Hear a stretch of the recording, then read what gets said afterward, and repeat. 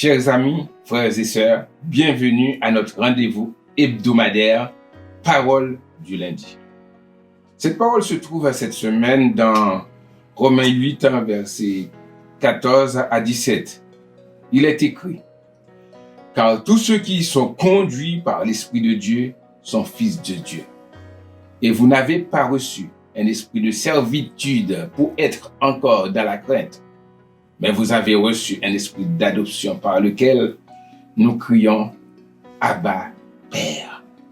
L'Esprit lui-même rend témoignage à notre esprit que nous sommes enfants de Dieu. Or, si nous sommes enfants, nous sommes aussi héritiers, héritiers de Dieu et co-héritiers de Christ, si toutefois nous souffrons avec lui afin d'être glorifiés avec lui. Frères et sœurs, nous trouvons dans cette parole que nous sommes quelqu'un de précieux, quelqu'un de valeur, parce que nous sommes enfants de Dieu.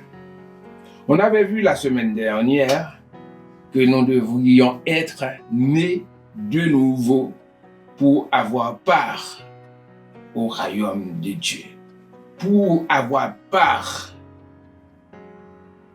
à l'héritage céleste. Devenir enfant de Dieu, c'est être né d'eau et d'esprit.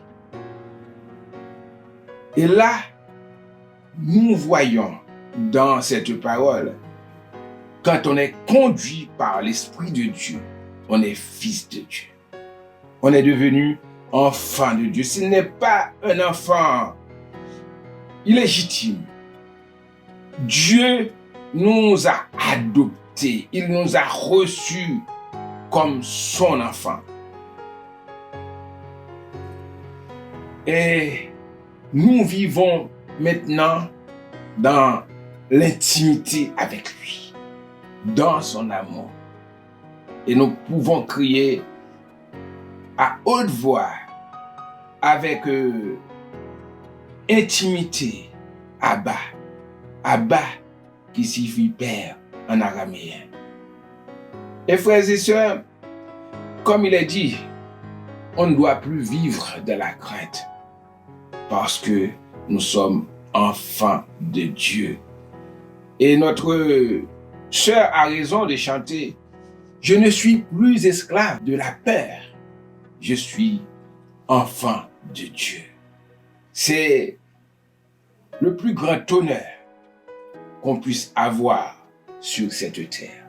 Être né de Dieu, enfant de Dieu, en Jésus-Christ. Il a déclaré, il est venu chez les siens, dans Jean 1er, verset 12. Et les siens ne l'ont pas reçu, mais à ceux qui l'ont reçu, il leur donne le pouvoir de devenir enfant de Dieu. Étant enfant de Dieu, les choses ne vont pas aller sur des roulettes pour nous. C'est pourquoi il nous dit, si nous sommes enfants, nous sommes aussi héritiers. Héritiers de Dieu et co-héritiers de Christ. Cela signifie que nous partageons les mêmes privilèges de Jésus-Christ. Dans le royaume, nous allons être à égalité avec Christ. Mais nous devons accepter les difficultés, les épreuves, les souffrances, les afflictions de cette vie pour qu'on puisse être glorifié avec lui. Quelle grâce d'être enfant de Dieu.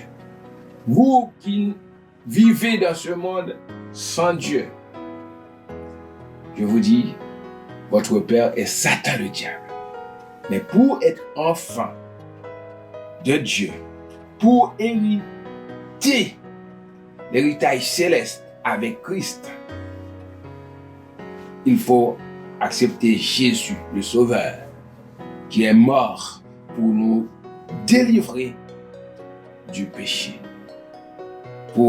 Il est ressuscité pour nous donner la vie éternelle. Acceptez Dieu en Jésus et vous serez enfants de Dieu et vous pouvez vivre déjà sur cette terre les félicités éternelles. Que Dieu vous bénisse.